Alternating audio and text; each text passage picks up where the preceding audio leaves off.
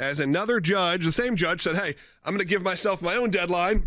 And the deadline passed, and they said, okay, 25% of Planned Parenthood can remain funded, 75% can remain defunded temporarily for now, but I can look at it later on.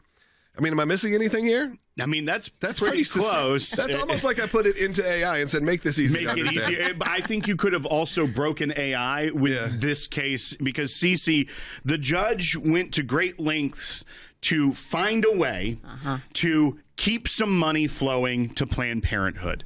And it goes into, I mean, when you read the factual statement basis of her order, it just goes into how wonderful and how necessary, life-saving Planned Parenthood is, and that by picking and choosing, the government is putting millions of people's lives at risk.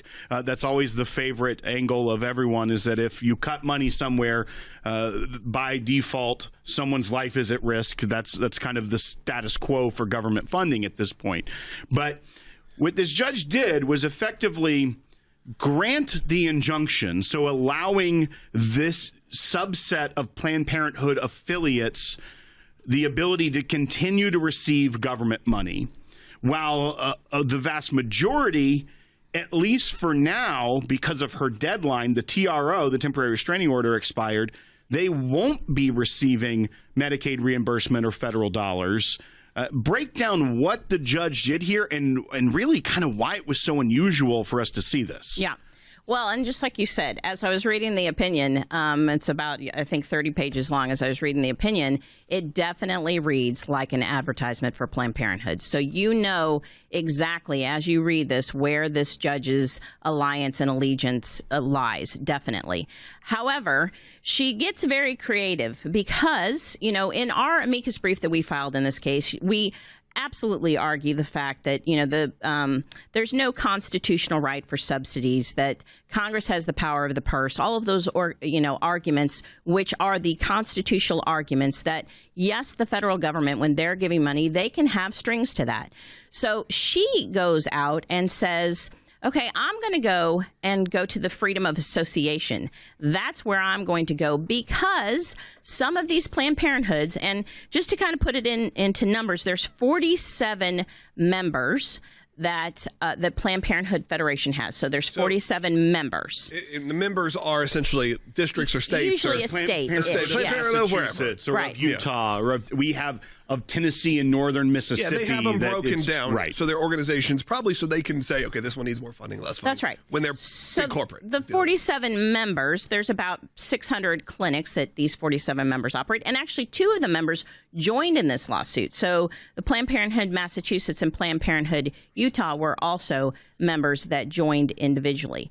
But she reaches to those members that actually didn't join individually, but she reaches to the other members and she basically says, look, if you're just associated, let's say you don't comply with, you provide abortions and you get less than $800,000 worth of Medicaid reimbursements, your only kind of harm or crime is that you're associated. But because of that association, the way that the law is written, it lumps in affiliates. She's saying, well, that then violates your freedom of association for those 10 clinics out of the 47, the 10 members, not clinics, members, the 10 members that don't fall under that $800,000 and providing abortion limit. And so I think you've already addressed this. I mean, overall, it is probably about 75% of the Planned Parenthoods that are not getting their funding. So that is a very, very good thing. But it's an interesting opinion that she's carving out. The door stays a little open. Yes, abortion exception, and the fact that she's taken it under advisement. So what that means to when an appeal can happen. And that's right. So one, it also seems like she's set up a scenario where you can have both the defendants, which would be the government, and the plaintiffs, which would be Planned Parenthood, both appealing her preliminary injunction ruling at some point because the government saying you gave them too much, the Planned Parenthood saying you're not giving us enough. So she may be trying to have threaded the needle for optics to some degree. But here's the other angle of it that has me scratching my head is that we got the case of Trump v. Casa, where that was about the preliminary injunctions at the Supreme Court, these nationwide universal injunctions.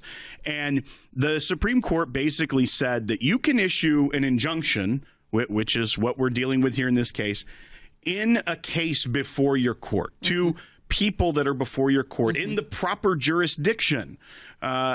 And what we're starting to see out of this is where she wanted to say Planned Parenthood isn't that closely interrelated when it comes to the funding issue. So for government purposes, you have to look at them as just a bunch of different organizations that hang out. But when it comes to the injunction purposes, they are so intertwined that I can give injunctive relief to these 10 members, only one of which was before the court. That would have been Utah. Massachusetts Planned Parenthood, who was in her state, did not get injunctive relief. Right. But others that weren't a party of it. So is it like she's trying to have it both ways, that Planned Parenthood isn't that closely related when it comes to funding, but when it comes to the purpose of this, I can give close to extra special injunction relief to parties that aren't even a part of this lawsuit in practicality. I think we're seeing, again, abortion distortion, like you're saying. You know, they're very tightly knit for one reason that, you know, supports her pro-abortion stance, and they're not so tightly knit for another reason that doesn't support her pro-abortion stance. We see that. And I think what you said about, you know, these injunctions and what the Supreme Court has said, now judges are trying to get very creative of how they don't run afoul of that, how they're, you know, can possibly say, I'm not giving a nationwide injunction. Although she is giving an injunction, again, like to individual parties that were not before her court. They were not parties to this case, but she's lumping them in because they are an affiliate or a member of Planned Parenthood Federation. And on top of that, it seems that she found that pathway, and with the briefing, obviously, that Planned Parenthood Federation for America put forward of this First Amendment violation, the freedom of association. As a matter of fact, she even goes into detail and says that, you know, by defunding these individual clinics, it could harm Planned Parenthood Federation for America, because that could discourage membership in their organization from states that don't allow abortion, and therefore it impairs their ability to engage in advocacy. So now we're tying federal dollars to advocacy organizations, which just seems like a bizarre situation in and of itself. But on top of that, Planned Parenthood Federation for America doesn't receive Medicaid reimbursement. It doesn't have clinics. It is the umbrella organization. So if we're starting to separate it out, their only harm is that people may not want to pay them dues because they may lose federal subsidies. Right. Absolutely. She has crafted and created this freedom of association harm, and that's what she's relying on for the whole entire opinion. For full shows, live and on demand, it's Salem News Channel.